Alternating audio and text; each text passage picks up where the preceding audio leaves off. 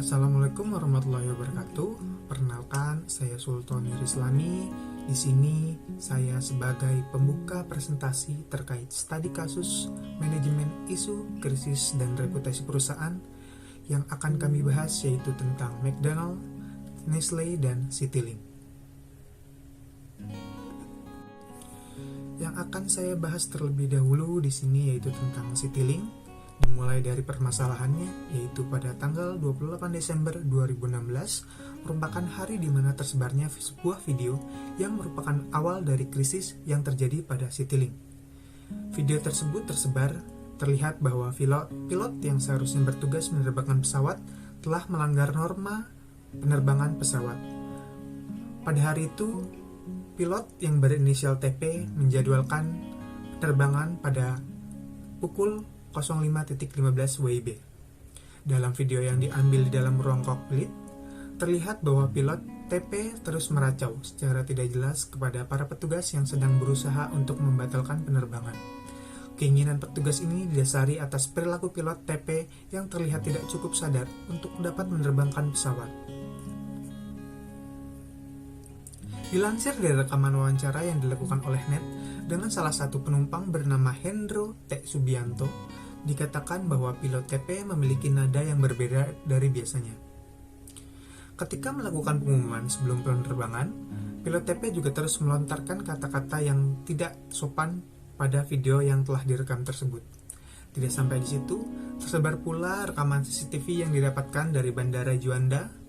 Video itu melihatkan bahwa pilot sedang melewati security check dengan keadaan yang setengah sadar. Selain itu, pilot TP juga hampir terjatuh karena kehilangan keseimbangan.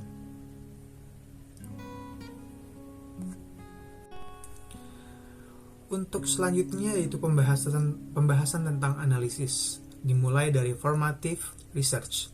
Dalam penanganan ini, public relation dari Citylink di awalnya melakukan beberapa riset. Pihak Citylink dalam kasus ini langsung melakukan analisa situasi dengan mencari tahu bagaimana kronologi yang terjadi di lapangan.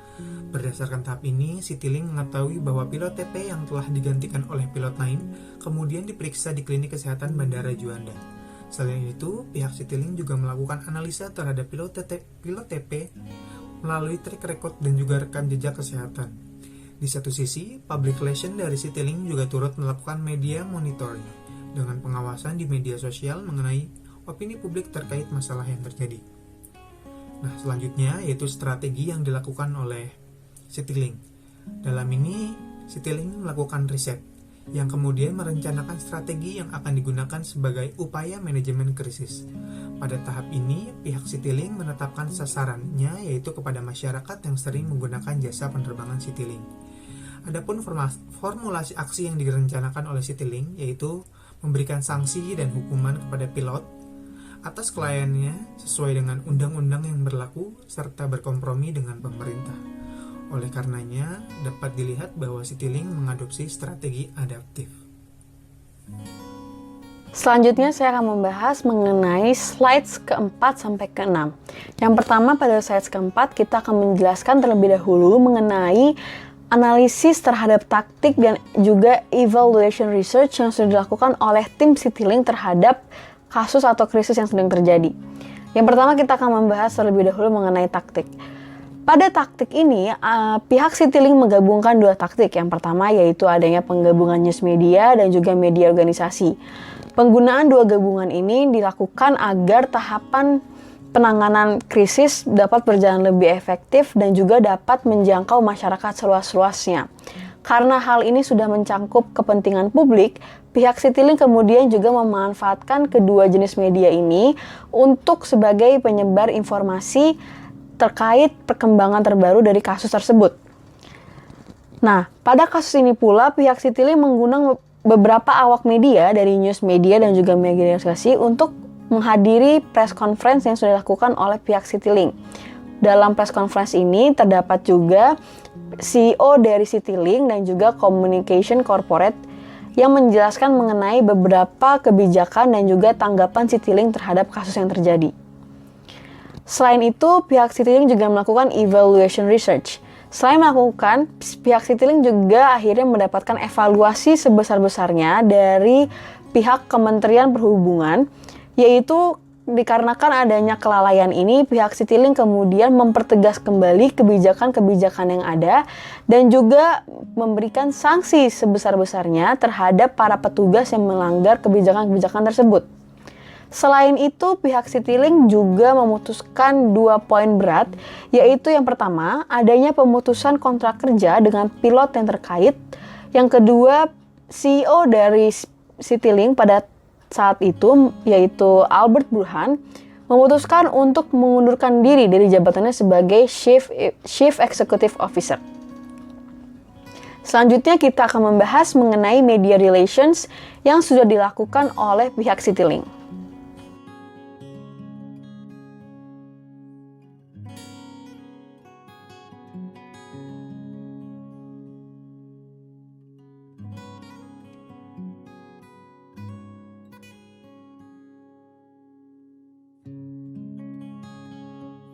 Baik, terima kasih kepada rekan saya yang telah menjelaskan materi sebelumnya.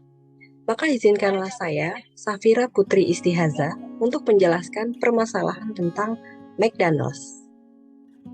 Pada tahun 2001, McDonald's menghadapi krisis yang cukup menggemparkan. Hal tersebut dikarenakan oleh 2 orang vegetarian menggugat perusahaan fast food ini karena mereka mengikankan penggunaan beef extract dalam kentang gorengnya yang dijual di negara Amerika Serikat. Akibatnya, masyarakat di Amerika menentang perusahaan ini karena menjual makanan tanpa memberikan informasi terbuka tentang bahan-bahan yang digunakan. Selain itu, di negara India, terjadi permasalahan agama, di mana masyarakat India merasa dilukai perasaannya dengan hal tersebut. Karena masyarakatnya hampir seluruhnya adalah seorang vegetarian dan juga umat Hindu.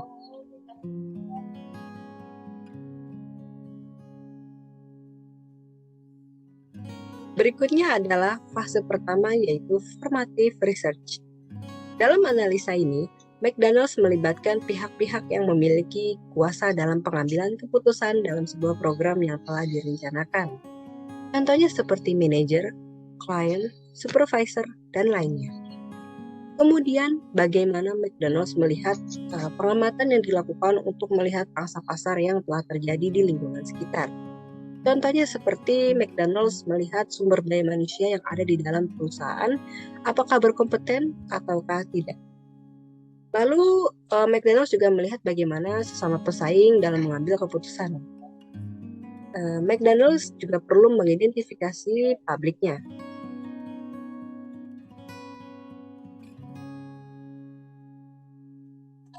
Selanjutnya ada fase kedua, yaitu memiliki 3 poin utama. Poin pertama yaitu menentukan sasaran dan tujuan. Tahapan ini adalah bagaimana fokus McDonald's dalam mencapai sasaran yang mereka inginkan. McDonald's memilih sasaran yaitu media dan juga customers. Kemudian ada poin yang kedua yaitu formulasi aksi dan respon strategi. Tahapan ini adalah bagaimana melihat respon dari sesuatu yang memiliki dampak terhadap perusahaan. Kita dapat melihat bagaimana khalayak menanggapi perencanaan yang telah diatur. Kemudian yang poin ketiga adalah memilih komunikasi efektif. Agar informasi yang disampaikan bersifat efektif, McDonald's menyampaikan informasi melalui media cetak maupun digital. Mereka menyampaikan pesan secara efektif dan juga terstruktur.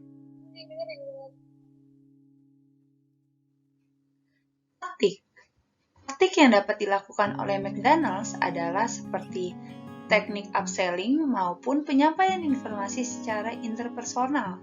Selain menghemat biaya, taktik ini dapat menyampaikan pesan secara langsung sehingga dapat mempengaruhi halayaknya. Selain itu, mereka dapat menggunakan media sebagai alat promosi seperti menggunakan media cetak, contohnya majalah, poster, dan juga media elektronik seperti radio, TV, dan email. Tahapan yang keempat ini adalah evaluation research. Tahapan ini adalah bagaimana McDonald's melihat apakah pesan yang disampaikan berhasil maupun tidak. Bagaimana persepsi masyarakat dalam melihat promosi ataupun informasi yang diberikan oleh perusahaan besar ini. Pada saat ini, Baiknya McDonald's melihat apakah terdapat misleading information yang terjadi sehingga kedepannya perusahaan dapat meningkatkan dan mengembangkan dari hasil evaluasi ini untuk program selanjutnya.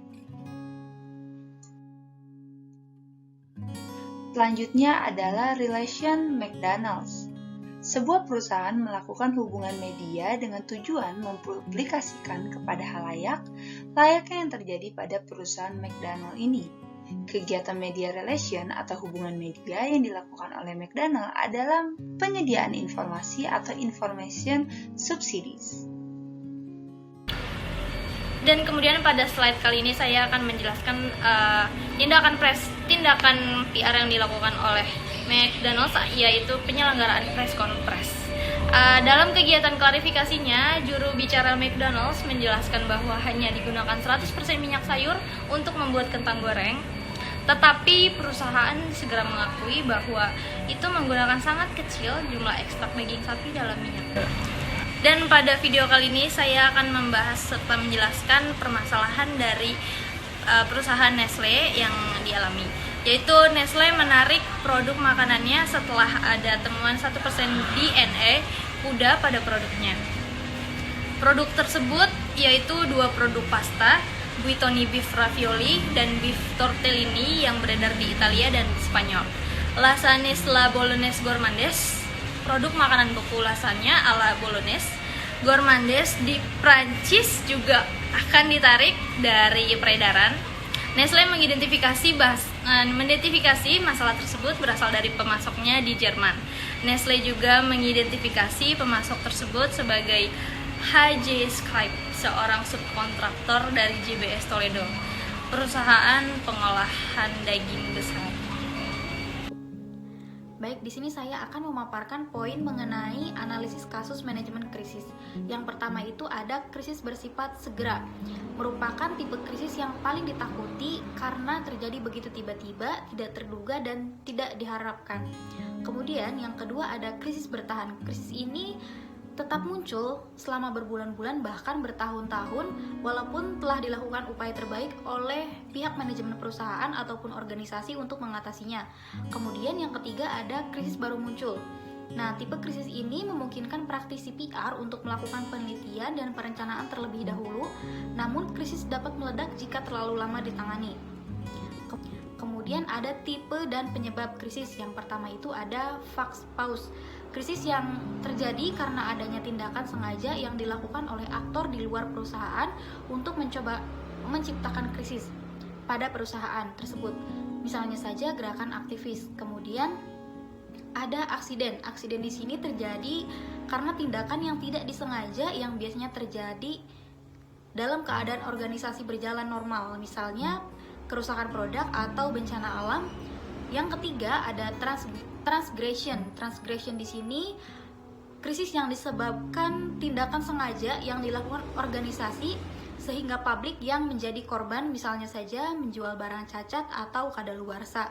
Dan yang terakhir ada terorisme. Terorisme di sini tindakan sengaja yang dilakukan oleh orang luar perusahaan untuk menciptakan krisis dalam suatu perusahaan, misalnya saja penculikan eksekutif dan pembajakan pesawat.